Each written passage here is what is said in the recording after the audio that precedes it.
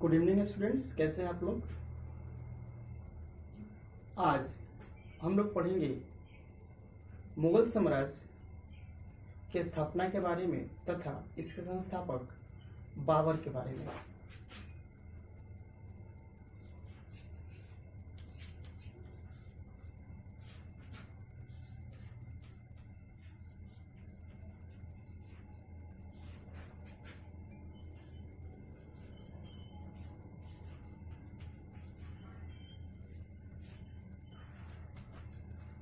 आगे बढ़ने से पहले हम मुगल साम्राज्य स्थापना की क्या परिस्थिति थी और इसके पहले की कुछ घटनाओं के बारे में अध्ययन करेंगे। जैसा कि हम लोग जानते हैं कि 1206 ईस्वी में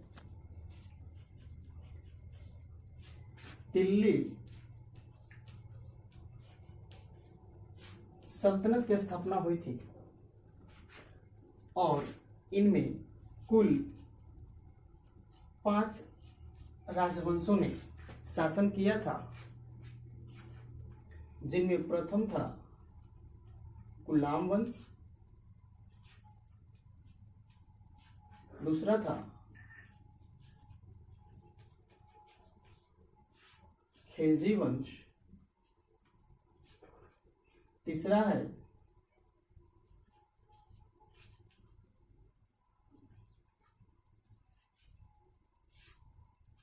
तुगलक वंश, चौथा है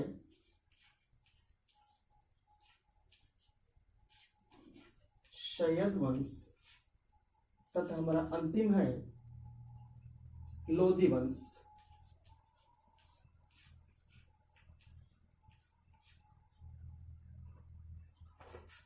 ये मुगल साम्राज्य से पहले भारत में दिल्ली सल्तनत था और इसमें कुल 5 वंश हुए, गुलाम वंश, खिलजी वंश, तुगलक वंश, सैयद वंश और लोधी वंश।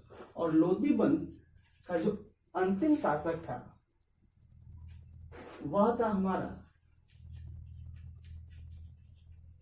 इब्राहिम लोधी।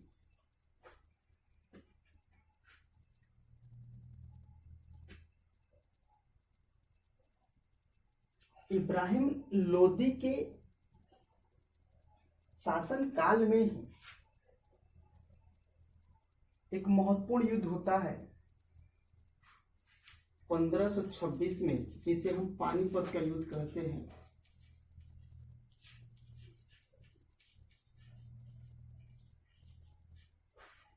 बाबर और इब्राहिम लोधी के बीच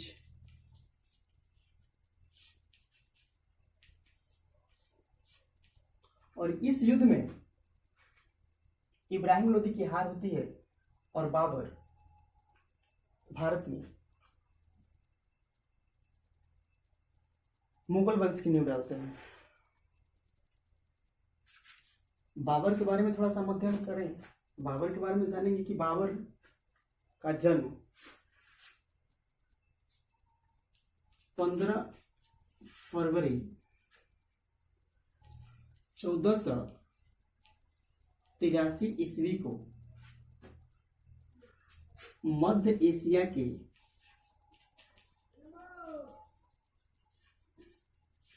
एक छोटे से प्रांत फरगना में हुआ था।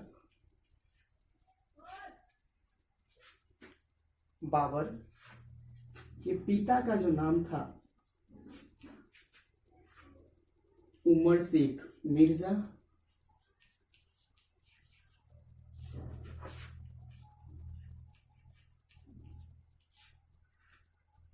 तथा माता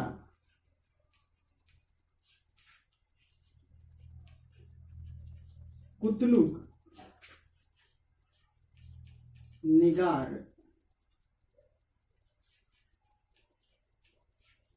खानम।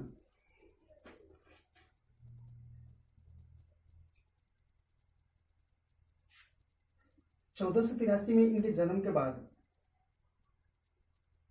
जब ये 12 वर्ष की उम्र की हुई तो इनके पिता का देहांत हो गया, बाबर का। और पिता की मृत्यु हो जाने के बाद 8 जून 1491 को 12 वर्ष की अवस्था में ही ये फरगना के शासक बन गए। 8 जून 1491 को जब फरगना की गद्दी प्राप्त कर लिए, तो फरगना की गद्दी प्राप्ति करने के बाद महत्वाकांक्षा इनकी बढ़ती गई और ये तैमूर की राजधानी समरकंद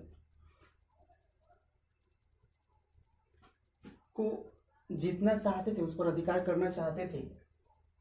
और उसके लिए इन्होंने प्रयास भी किया। समरकंद को जीतने के लिए इन्होंने 1496 में प्रयास किया, लेकिन असफल हो गए। फिर 1497 में समरकंद पर अधिकार करने में सफल रहे, लेकिन समरकंद का विजय अस्थायी सिद्ध हुआ। वह मात्र 100 दिन के लिए ही हो सका। क्यों? क्योंकि जब ये समरकंद में थे, अगर हम मान लें यहाँ समरकंद है, जब ये समरकंद में थे तो दूसरी जगह इनकी फरगना जो थी वहां विद्रोह हो गई। अब ये समरकंद से फरगना के लिए चल दिए, ताकि यहाँ के विद्रोह को दबाया जा सके, यहाँ की स्थिति को बरकरार किया जा सके। लेकिन फरगना पहुंचने से पहले ही हुआ क्या कि सैबानी खान ने क्या किया कि फरगना को अपने अधिकार में कर लिया। अब बाबर समरकंद को छोड़कर फरगना के लिए चला और फरगना भी हाथ से निकल गया। तो इनकी स्थिति हो गई कि धोबी का गधा, ना घर का ना घाट का। तो समरकंद भी और फरगना भी दोनों इनके हाथों से निकल गया और ये भटकने लगे।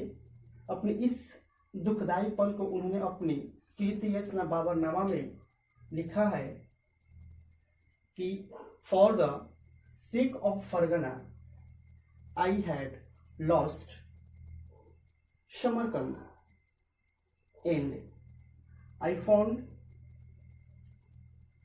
I had lost one without saving other।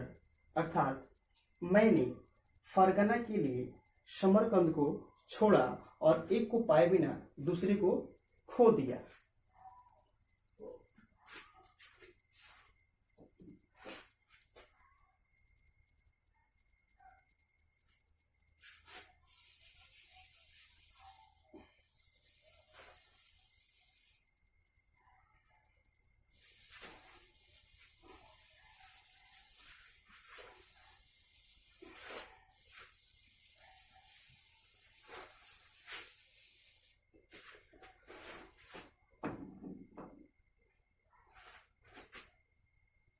Fergana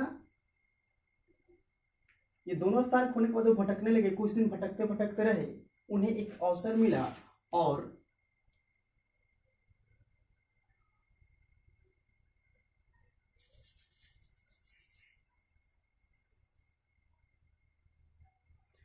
पंद्रह 4 ईस्वी को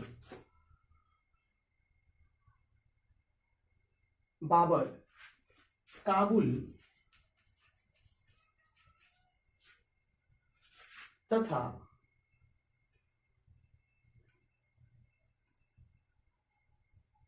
गजनी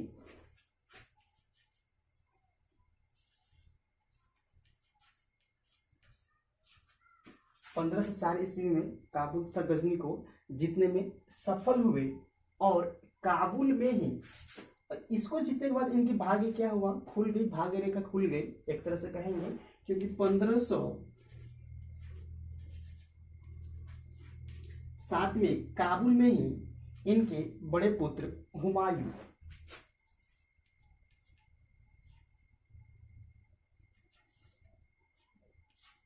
हुमायूं का जन्म हुआ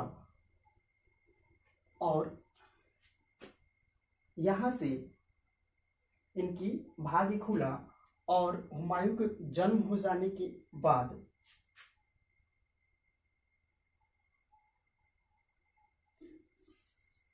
1506 में हुआ था और हुमायूं के जन्म होने के बाद 1507 में ये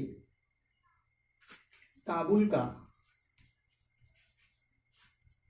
बादशाह बने।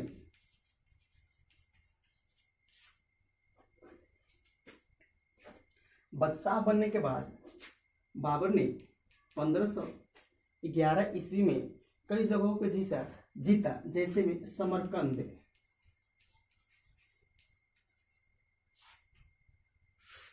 बुखारा, बदखसा,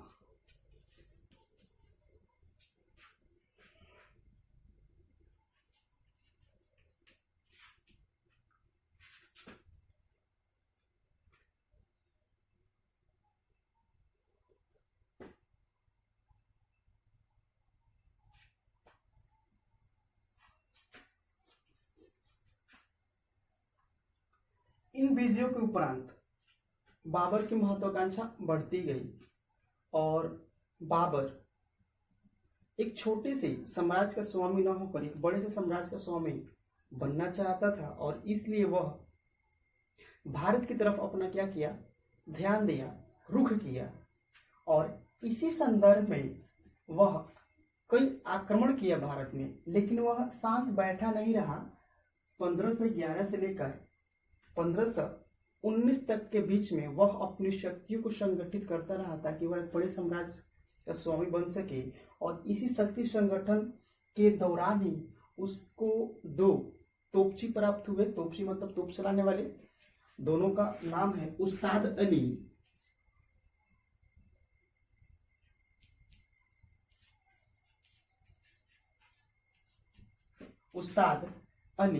तथा मुस्तफा। ये इनके 2 तोपची थे।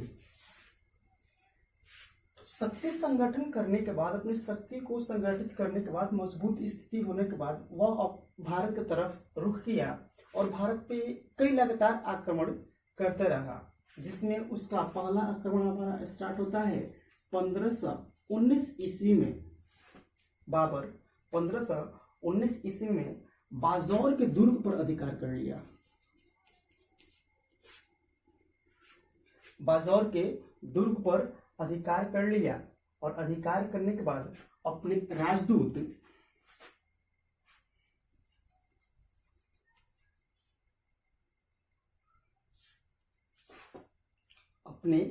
राजदूत मुल्ला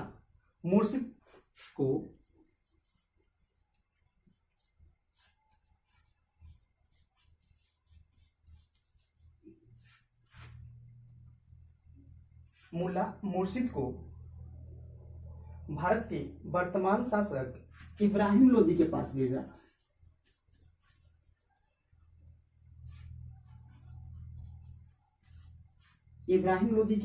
पास भेजा।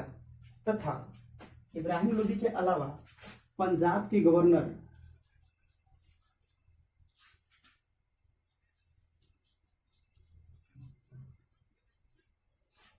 दौलत खां को भी भेजा।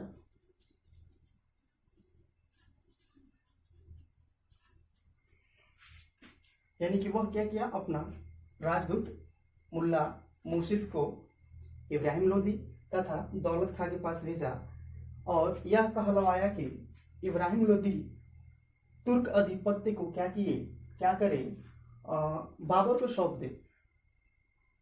लेकिन कोई जवाब नहीं मिला। यहाँ पे दौलत खान ने एक मूर्खता की कि इसके गवर्नर को रोक के रखा, आगे नहीं बढ़ने दिया। हालांकि यहाँ से वह कुछ समय के लिए लौट गया, लेकिन पुनः दूसरा आक्रमण किया अपना सितंबर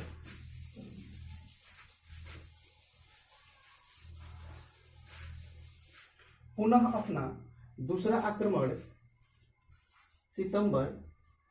1519 में ही किया और खैबर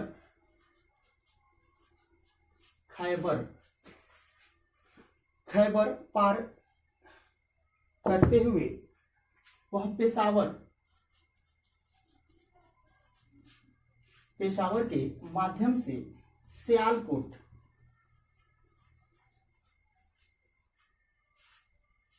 तक पहुंच गया।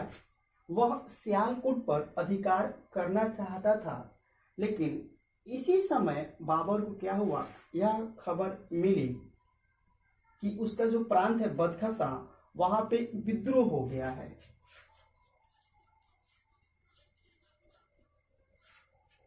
अतः जब बदखसा में विद्रोह हो गया तो बाबर अपनी स्थिति को सुधारने के लिए पुनः वापस क्या हुआ कि भारत छोड़कर बदखसा लौट गया और दूसरी बार भी उसकी योजना क्या हुई, असफल हो गई। फिर वह तीसरा आक्रमण 1520 में करता है।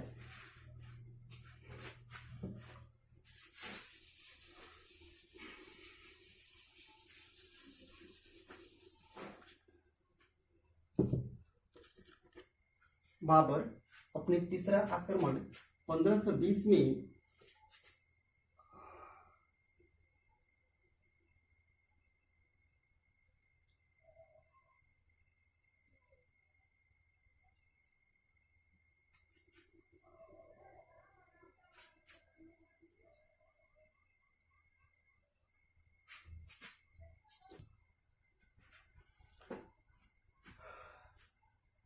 अपना तीसरा आक्रमण 1520 में बाजौर तथा भीरा पर किया, और लेकिन यह भी क्या हुआ, पूर्ण न कर सका, आगे न बढ़ सका, क्योंकि उसे पता चला कि सावेग अर्जुन ने क्या किया है कि विद्रोह कर दिया है। अतः 1520 ईस्वी में भी पुनः उसको काबुल वापस लौट जाना पड़ा।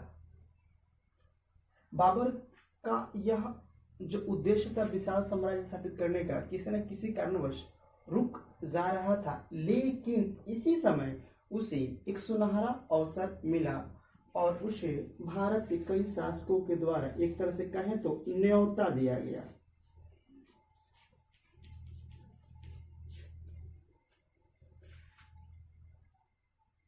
एक तरह से न्योता दिया गया। 1520 के बाद बाबर क्या क्या अपनी शक्ति को संगठित करने लगा और इसी समय उसे एक सुनहरा अवसर मिला कि भारत के शासकों के द्वारा यह न्योता मिला कि आप आइए और भारत पर आक्रमण कीजिए। इसको सीधा सीधी कहें तो यह एक तरह से आत्मघाती या आत्महत्या की तरह था, क्योंकि भारत के दो शासक, कहा जाता है कि मेवाड़ के शासक राणा संग्राम सिंह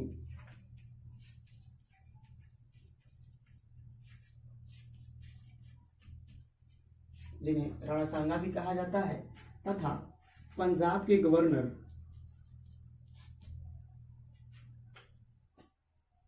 दौलत खां, दोनों ने क्या किए,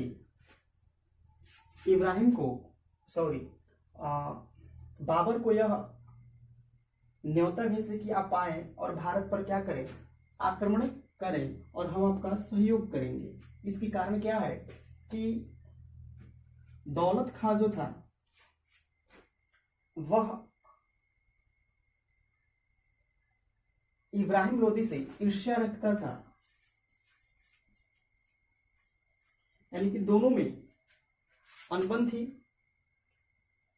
दौलत खां चाहता था कि हम दिल्ली गद्दी प्राप्त करें और इब्राहिम के विरुद्ध राजपूत शासक राणा संग्राम सिंह था, क्योंकि दोनों की सीमा आपस में टकराती थी और वह दिल्ली की गद्दी प्राप्त करना चाहता था। मेवाड़ का शासक यह आशा करता था कि अन्य आक्रमणकारियों की तरह, जैसे में महमूद गजनवी या अन्य आक्रमणकारियों की तरह बाबर रहेगा, आक्रमण करेगा, यहाँ की शक्ति को नष्ट करके चला जाएगा और हम अपना आधिपत्य जमा लेंगे। लेकिन ऐसा न हो सका आगे चलकर, और पंजाब के गवर्नर भी इब्राहिम लोदी के विरुद्ध था। अतः दोनों अपनी इच्छा या लालसा को पूरा करने के लिए बाबर को भारत पर आक्रमण करने के लिए इनवाइट किए, और बाबर तो चाहता ही था। उसे एक मनोवैज्ञानिक सहयोग मिल गया, एक मनोवैज्ञानिक फीडबैक मिल गया, एक मनोवैज्ञानिक पावर मिल गया, और वह क्या किया कि भारत पर आक्रमण करने के लिए मात्र 12,000 सेना के साथ चल दिया, और 12,000 सेना के साथ चलकर भारत पहुंचा, और भारत पहुंचकर पानीपत चला गया।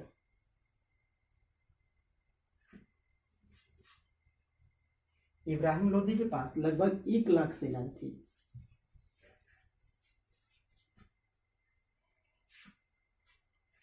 बाबर भारत में आने के बाद 12 से 19 तक दोनों की सेनाएं आमने सामने रही, किसी में युद्ध नहीं हुआ। यहाँ पे बाबर क्या किया कि बाबर पहले रणस्थल को देखा, परखा, जाना, और इसने एक युद्ध जीतने की रणनीति बनाई। रणनीति के अंतर्गत किया क्या कि पहले युद्ध भूमि देखा, और युद्ध भूमि देखने के बाद नगर के बाएं तरफ गड्ढा खोदवा दिया, और उसे पेड़ों से या टहनियों से ढकवा दिया। साथ ही साथ सेना के मध्य भाग